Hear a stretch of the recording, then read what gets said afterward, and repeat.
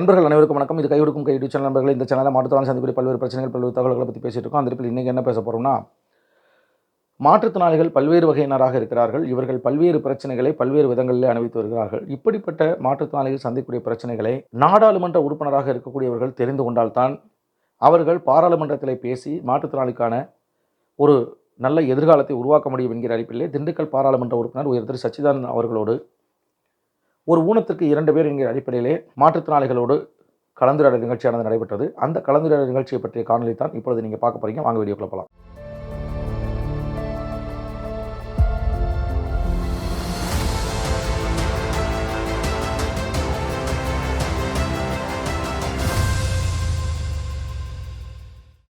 நண்பர்களே, தமிழ்நாடு அனைத்து வகை மாற்றுத்திறனாளிகள் மற்றும் பாதுகாப்பு உரிமைக்கான சங்கத்தின் சார்பில் கடந்த வாரம் 21 வகையான மாற்றுத்திறனாளிகள் சந்திக்கக்கூடிய பிரச்சனைகள் அனைத்தையும் நாடாளுமன்ற உறுப்பினர் என்கிற வகையிலே திண்டுக்கல் நாடாளுமன்ற உறுப்பினர் திரு சச்சிதானந்தம் அவர்கள் எங்களுடைய குறைகளையும் கோரிக்கைகளையும் கேட்டறிந்து பாராளுமன்றத்தில் எங்களுக்கான கோரிக்கைகளை நிறைவேற்ற பாடுபட வேண்டும் என்கிற அடிப்படையிலே அவரோடு ஒரு கலந்துரையாடல் நிகழ்ச்சியானது ஏற்பாடு செய்யப்பட்டது.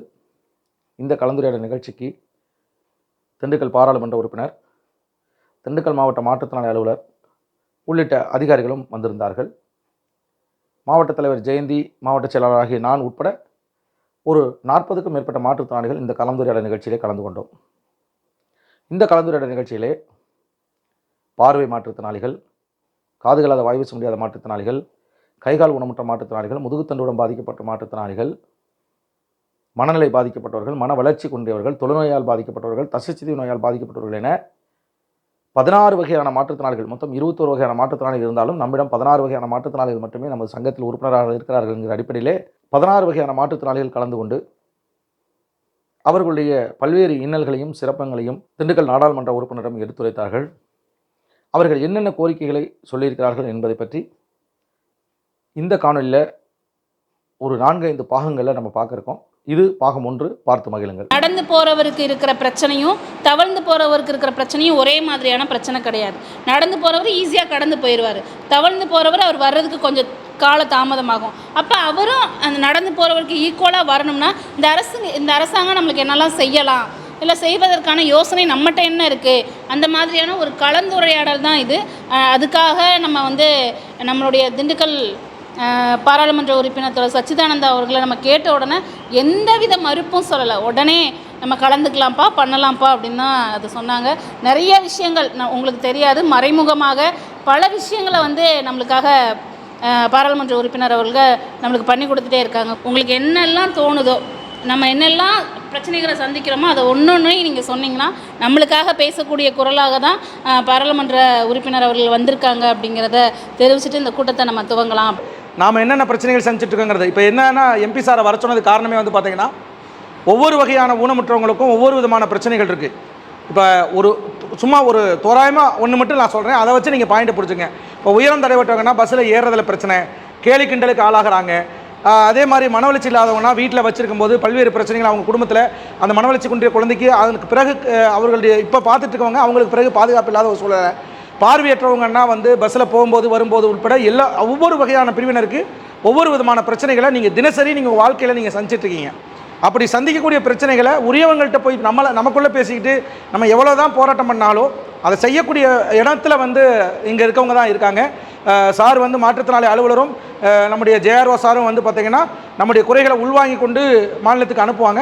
அதே சமயம் என்னதான் அவங்க அனுப்பிச்சாலும் அரசு பிரதிநிதிங்கிற முறையில் நம்முடைய தோழர் சச்சிதானந்தம் அவர்கள் எந்த முறையில் அரசு முறையில் தமிழக அரசிட்ட பேசணுமா இல்லை மத்திய அரசிட்ட பேசணுமாங்கிறத பார்த்து அவங்களுக்கான உதவி செய்வாங்க. அப்படிங்கிற அடிப்படையில் முதல்ல நம்முடைய பார்வை மாற்றுத்திறனாளி ஆண்டி அவர்கள் பார்வை மாற்றுத்திறனாளிகள் சந்திக்கக்கூடிய பிரச்சனைகள் சம்பந்தமாக பேசுவார். நான் சித்திரைவு, என் பெண்ணுடைய பேர் ஆண்டி. நான் பார்வையிலேருந்து இருக்கிறேன். இப்போ இந்த ஊண்டுகோல் முதல் வேலை, இந்த ஊண்டுகோல் ஒரு வருடத்துக்கு ஒன்று தான் தரேன்றாங்க. ஆனால் இது 6 மாதத்துக்கு கூட தாங்க மாட்டேது. ஒன்று. ரெண்டாவது இப்போ மாற்றுத்திறனாளி அலுவலகத்தில் டென்ட் அமைச்சிருக்கிறாரு நம்ம எம்பி அவர்கள், ரொம்ப சந்தோஷமானது. ஆனால் அங்கே இருக்கைகள் அவங்க முடியாதவங்க போய் இருக்கிறாங்க, அவங்களுக்கு அந்த இருக்கைகள் தயாரித்து கொடுக்கணும். 3. இப்போ இந்த 100 நாள் வேலை என்பது கிராமப்புறங்களில் ஓடிக்கிட்டு இருக்கு. அதில் பணித்தாள பொறுப்பாளர்கள் வந்து மாற்றுத்திறனாளிகளை ரொம்ப அலங்கழிக்கிறாங்க.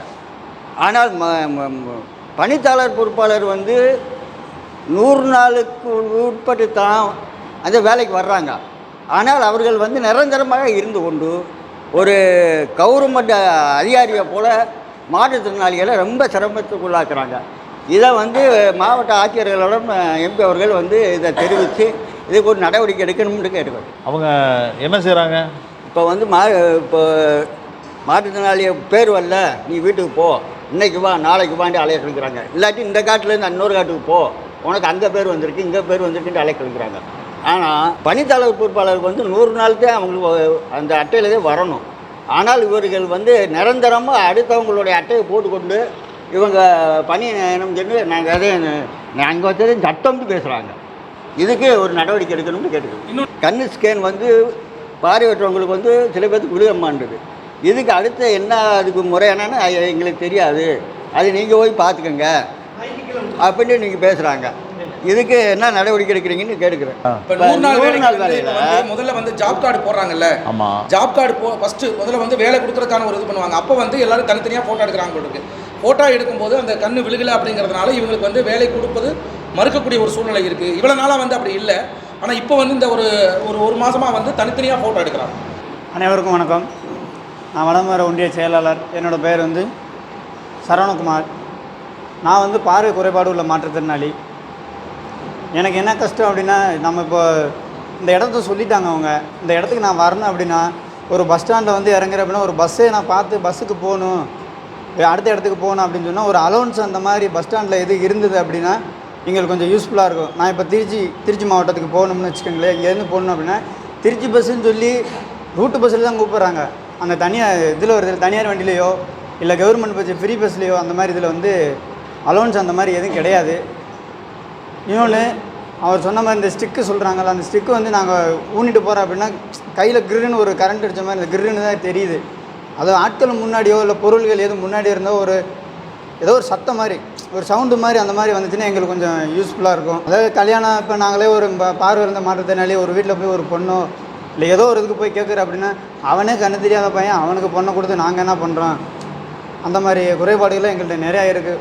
ஒரு வேலை வெட்டிக்கு போனாலும் அவன் ஒரு கை இப்படி இருக்குது பார்வை இல்லாமல் ஒரு கையோ காலோ எங்கிட்ட விட்டுடுவான், அவனுக்கு நாங்கள் எந்த வேலை தர்றது அப்படின்ற ஒரு வேலைகளுக்கு போனால் கூட எங்களை வந்து கொஞ்சம் எளிமையாக பேசுகிற அளவுக்கு இருக்குது. ஒரு பார்வையில் இருந்த மாற்றுத்திறனாளிமா ரொம்ப கஷ்டப்படுற மாதிரி இருக்குது சார். நான் வந்து பேரூராட்சி உட்பட்ட பகுதியில் இருக்கேன், அய்யலூரில்.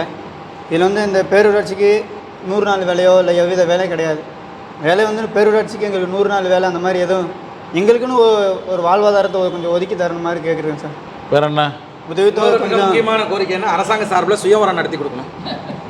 நாங்கள்லாம் கஷ்டப்பட்டு இருக்கோம், தலைவர் கஷ்டப்படாமல் இருக்கார். அனைவர்களுக்கும் ஐயா அவர்களுக்கு வணக்கம். என் பேர் வேல்முருகன். நான் பார்வை குறைபாடு மாற்றுத்திறனாளி. சார் போர்டில் பஸ்ஸில் இருக்க போர்டில் எழுத்து தெரியாதுங்க சார். அடுத்தவங்களோட உதவியாக நாடுற மாதிரி இருக்குது. அப்புறம் எங்களுக்கு வந்து ஒரு வேலை வாய்ப்பு எங்கே போனாலும் தனியார் துறையில் எதுலேயுமே வேலைகளுக்கு எங்களுக்கு வந்து ஒதுக்கப்படுறாங்க சார். எந்த 100 நாள் வேலையிலையும் இப்போ பிரச்சனையாக இருக்காங்க சார். முள் அந்த மாற்றுத்திறனாளி கைகால் நல்லா இருக்குல்ல, முள் வெட்டுங்க இப்படிலாம் சொல்கிறாங்க ஐயா. இந்த மாதிரி முள் வெட்டுற வேலையெல்லாம் கொஞ்சம் கஷ்டம் இல்லையா. மற்ற ஒரு சின்ன மண் அள்ளுற வேலை இந்த மாதிரி வேலைன்னா கூட செய்யலாம் ஐயா. ரயில் பாஸ் எங்களுக்கு எது செஞ்சால் எங்களுக்கு ஒரு உதவியாக இருக்குங்கய்யா. எங்களுக்கு உதவித்தொகை 1500 தரல, வேறு எந்த உதவியும் கிடையாதுங்கய்யா. இல்லை ரயில் பாஸ் வந்து பார்வை மாற்றுத்திறனாளி 90% மேலே தான். ஓஹோ 60% 65% கிடையாது, 90க்கு மேலே தான் கொடுக்குறாங்க. இவருக்கு வந்து 60% போட்டிருக்கு, அதனால் இவருக்கு இல்லைங்கிறாங்க. 60% மேல் தேவை. அது மாதிரி பஸ் பாஸும் எங்களுக்கு கிடையாதுங்க சார். பஸ் பாஸ் மாற்றுத்திறனாளிக்கு மட்டும்தான் பஸ் பாஸு, துணையாளருக்கு பஸ் பாஸ் கிடையாது. நான் தொழில்நோயினால் பாதிக்கப்பட்ட ஒரு மாற்றுத்திறனாளி. பேருங்க? என்னுடைய பேர் அப்துல்லா ஆபிரகாம், அம்பளிக்கை. எனக்கு மாற்றுத்திறனாளியுடைய ரயில் பாஸ் எல்லாம் இருக்குது. ஆனால் ட்ரெயினில் பயணம் பண்ணும்போது மாற்றுத்திறனாளிக்குன்னு ஒரு பெட்டி ஒதுக்கி இருக்கிறாங்க. அந்த பெட்டியில் மற்றவர்கள் சுகவாளிகள் வந்து ரயில் பெட்டியில் ஏறிட்டு மாற்றுத்திறனாளி ஏற விடாதபடி நிறைய தடைகள் இடைஞ்சல்கள் இருக்குது. அதை மாற்றுறதுக்கு ஆவணம் செய்யும்படி கேட்டுக்கொள்கிறேன். அப்புறம் அரசு மருத்துவமனையில் தொழில்நோயாளிகளை கவனிப்பது ரொம்ப கடினம். ஒட்டஞ்சத்திரம் தாலுக்கா அரசு மருத்துவமனை இருக்குது. ஆனால் அதில் வந்து நோயாளிகளுக்கான சரியான சிகிச்சை அங்கே எடுக்க முடியல. எதனாலும் திண்டுக்கல் மருத்துவமனைக்கு தான் வர வேண்டிய சூழ்நிலை இருக்குது. அதனால் தொழுநோயாளிகளையும் கவனிக்கக்கூடிய ஒரு சூழ்நிலையில் தாலுக்கா மருத்துவமனையில் சில வசதிகளை ஏற்படுத்தினால் உதவியாக இருக்கும் என்று கேட்டுக்கொள்கிறேன். அதோடு கூட இந்த அரசு மருத்துவமனையில் தொழுநோயாளிக்கென்று முகாம் நடத்துகிறாங்க. அந்த முகாம் வருஷத்துக்கு ஒரு முறை தான் நடத்துகிறாங்க. அதை கூட்டணும். ஏன்னா வருஷத்துக்கு ஒரு முறையுமே எங்களுடைய தேவைகளை சொல்ல முடியல. சில உபகரணங்களை அவங்க மூலமாக நாங்கள் வாங்க முடியல. அது குறைந்தபட்சம் 4 முறையாவது அல்லது 3 முறையாவது நடத்தினா எங்களுக்கு இந்த எம்சிஆர் செப்பல் போன்ற காரியங்களை நாங்கள் அவங்கள்ட்டேருந்து பெற்றுக்கொள்வதற்கு எங்களுக்கு அது வருஷத்துக்கு ஒரு முறை இருக்கிறத கொஞ்சம் கூட்டி அவங்க இந்த முகாமை போடும்படி ஆவணம் செய்ய பட்சமாய் கேட்குறோம். நான் ஒரு 30 வருஷமாக இந்த வலது காலில் புண்ணு ஆறாமல் பாருங்கள், செருப்பை பாருங்கள், முன்னாடி தான் சப்போர்ட் பண்ணி நடக்க வேண்டிய ஒரு நிலைமை இருக்குது. தொழுநோயினால் பாதிக்கூட எங்களை நடக்கிறதுக்கே ரொம்ப கஷ்டமாக இருக்குது. காலில் புண்ணு இருக்குனால இல்லை பாருங்கள், பாதி செருப்பம் குதியில் புண்ணு இருக்கிறனால முழு செருப்பு போட முடியல. அப்படின்னா எங்களை மாதிரி இந்த மாதிரி ஆட்களுக்கு நீங்கள் ஒரு 2 வீலர் கொடுத்தா அல்லது 3 சக்கரம் வண்டி வீல் மாட்டின வண்டி கிடைச்சால் தொழுநோயாளிகளுக்கு அது எங்களுக்கு உதவியாக இருக்கும். மாற்றுத்திறனாளி அலுவலகம் நான் தான் வரப்போகிறேன், நீங்கள் உதவி செய்ய வேண்டும். ஆனால் மொத்தத்திலே இப்படி தொழுநோயினால் பாதிக்கப்பட்டு காலில் நிறைய பேர் கை ஒருவேளை நல்லா இருக்கலாம், விரல் மடங்கி இருக்கலாம், ஆனால் அவங்களால 3 சக்கர வண்டி ஓட்ட முடியும். அப்படி காலில் புண்ணு வராமல் அவங்க பாதுகாக்கிறதுக்கு உதவியாக இருக்கும். இப்படிப்பட்ட உதவிகளை செய்யும்படி தாழ்மையோடு கேட்டுக்கொள்கிறேன்.